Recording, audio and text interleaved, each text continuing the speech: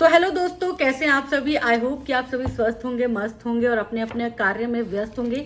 अपने व्यस्त समय से थोड़ा सा वक्त हमारे वीडियो के लिए ज़रूर निकाला करें। तो हम बात करेंगे अंशु की। आप सभी जानते हैं अंशु का बड़ा ही गहरा रिश्ता रहा है राज परिवार के साथ। अंशु वो हैं जिनके परिवार में कोई सदस्य नहीं बचा था और जब वो मुश्किल हालातों से लड़ रही थी तब राज परिवार ने उन्हें सहारा दिया था।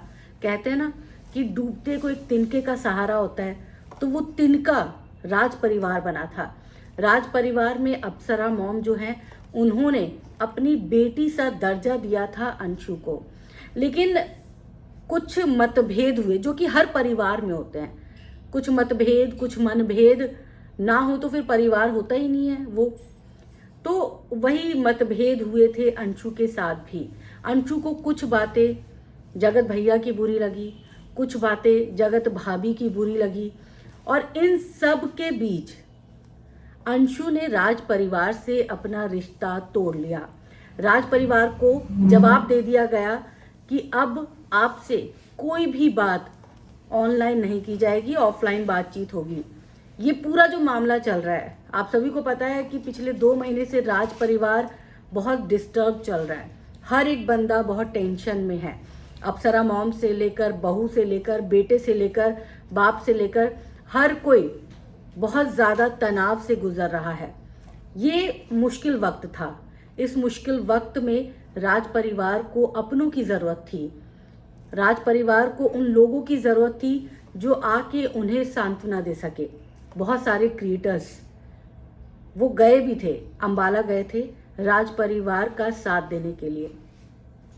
लेकिन उम्मीद जिससे की जा रही थी, क्योंकि जब आप किसी के लिए कुछ करते हैं तो उम्मीद बंध जाती है। जब आप किसी के साथ रिश्ता रखते हैं, रिश्ता निभाते हैं, तो आपकी उम्मीद होती है कि जब मेरा बुरा वक्त आएगा, मुश्किल घड़ी आएगी, तो इंसान भी मेरे लिए स्टैंड लेगा, मेरे पास आएगा, मुझे सांत्वना देगा। भले ही वो किसी और तरह से मदद ना कर सके, लेकिन उसके शब्द मेरे जख्मों पर मरहम की तरह ज़रूर होंगे। यही राज परिवार भी चाहता था। या फिर ये कह लीजिए कि राज परिवार में अप्सरा मॉम ये उम्मीद लगा के बैठी थी अपनी दूसरी बेटी कहे जाने वाली अंशु के साथ। बड़ी बेटी आई, आप सबने देखा, अंबाला आई थी, पूजा पाठ में शामिल भी हुई। लेकिन अंशु इस मुश्किल वक्त में नहीं गई। लोगों ने बहुत सारे कमेंट किए, क्योंकि अंशु का भी यूट्यूब चैनल है, वहां पर जाके उन्हें बहुत कमेंट किए गए कि आप इस घड़ी पर, इस मुश्किल वक्त पर क्यों नहीं गए। लेकिन शायद उनकी उम्र कम है, अनुभव कम है, या फिर उन्हें उकसाया जा रहा है, ये कह लीजिए, क्योंकि उनका जवाब बहुत बचकाना था। उन्होंने कहा कि मैं राज परिवार से कोई मतलब नहीं रखती। क्यों? क्योंकि राज परिवार में मुझे मेरे भैया ने ये शब्द बोले, मुझे मेरी भाभी ने ये शब्द बोले।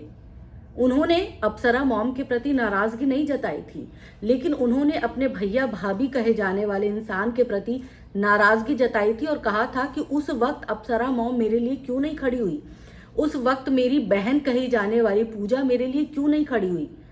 तो देखिए, कई बार परिवार के हालात बड़े अलग हो जाते हैं। कई बार जब आपका खुद का बच्चा, आपकी खुद की औलाद बगावत करता है, तो आप उस वक्त चुप रहना ज़्यादा मुनासिब समझते हैं, क्योंकि आप नहीं चाहते कि बात का बतंगड़ बने।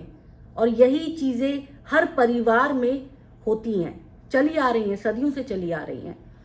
लेकिन अंशु को ये बात इतनी गहरी लगी, इतनी ज़्यादा परेशान कर गई कि उसने तो उस परिवार से रिश्ता तोड़ लिया जिस परिवार ने उसके मुश्किल वक्त में, जब उसके माँ बाप भाई यानी कि पूरा परिवार खत्म हो गया था, परिवार में एक भी सदस्य नहीं बचा था, उस वक्त उन्होंने बेटी की तरह अपनाया था, बेटी की तरह रखा था, बेटी की तरह शादी की थी, विदाई की थी।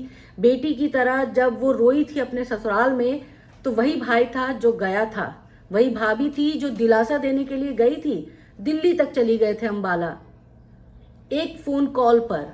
और वही अंशु आज उसके दिल में बिल्कुल भी, कह लीजिए कि शायद राज परिवार के लिए कुछ बचा ही नहीं है। शायद इसलिए कहते हैं कि अपना खून अपना ही होता है, अपना ब्लड अपना ही होता है, ब्लड रिलेशन कभी खत्म नहीं होता। अगर वही आज ब्लड रिलेशन होता, खुद की औलाद होती, तो क्या अंशु ऐसा करती? नहीं करती। आज अगर अप्सरा मॉम उसकी खुद की माँ होती तो क्या ये सारी चीजें होती? नहीं होती। लेकिन वो खुद की माँ नहीं है, वो खुद की औलाद नहीं है, तभी ये सारी चीजें चल रही हैं।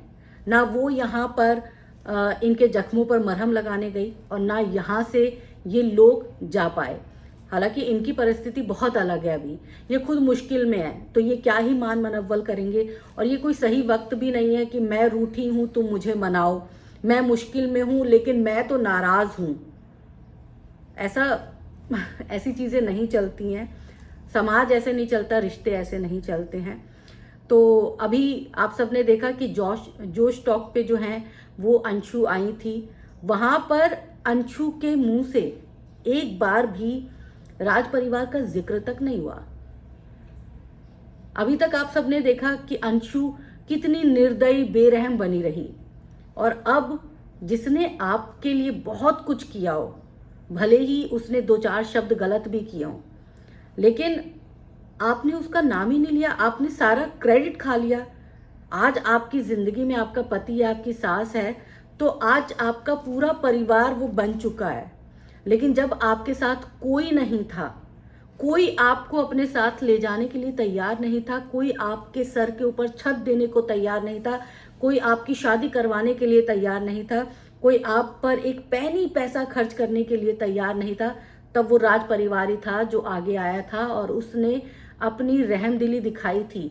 और आज इसीलिए अप्सरा मॉम को तकलीफ हो रही है, और आज इसीलिए अप्सरा मॉम ने अपनी वीडियो में इस बात का जिक्र भी किया है और कहा है कि जब उसका बुरा वक्त था, बिना नाम लिए कहा है, नाम नहीं लिया, इशारों में बात हुई है, क्योंकि तकलीफ हुई होगी दिल में। आप जिसके लिए करते हैं उससे उम्मीद करते हैं, और जब वो उम्मीद पूरी नहीं होती तो तकलीफ होती है, और वो तकलीफ इसी तरह बयां होती है। बिना नाम लिए उन्होंने अपनी वीडियो में कहा कि कहते हैं कि डूबते को तिनका का सहारा होता है, हमने उस वक्त सहारा दिया था, लेकिन उसने जो आज हमारे साथ किया वो हम कभी भूल नहीं सकते हैं। मतलब कितनी मतलबी है ये दुनिया, इसी बात से आप समझ सकते हैं। आज वो भले ही अपने वीडियो में बोलते हो मुझे फर्क नहीं पड़ता है, खैर मुझे फर्क नहीं पड़ता है, ऐसे बोलती है ना, मुझे फर्क नहीं पड़ता है, तो फर्क नहीं पड़ता, कोई बात नहीं, मत पड़े। लेकिन ऐसा नहीं है कि आपकी जरूरत सिर्फ तब थी।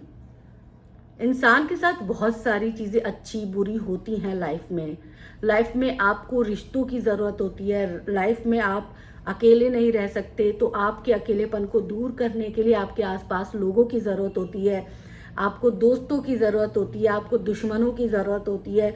जब ये पूरा पैकअप होता है ना, पूरा माफ कीजिएगा, जब ये पूरा पैक होता है आपके साथ, तब जाके आप एक अच्छी जिंदगी गुजारते हैं।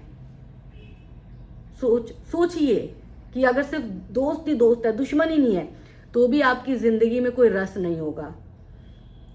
सिर्फ दुश्मन ही दुश्मन है, दोस्त ही नहीं है, फिर भी आप ठीक से जी नहीं पाएंगे। तालमेल होना जरूरी है। और भुला दिया आपने उस परिवार को जिसने आपके लिए कुछ तो किया था, कुछ तो किया ही होगा।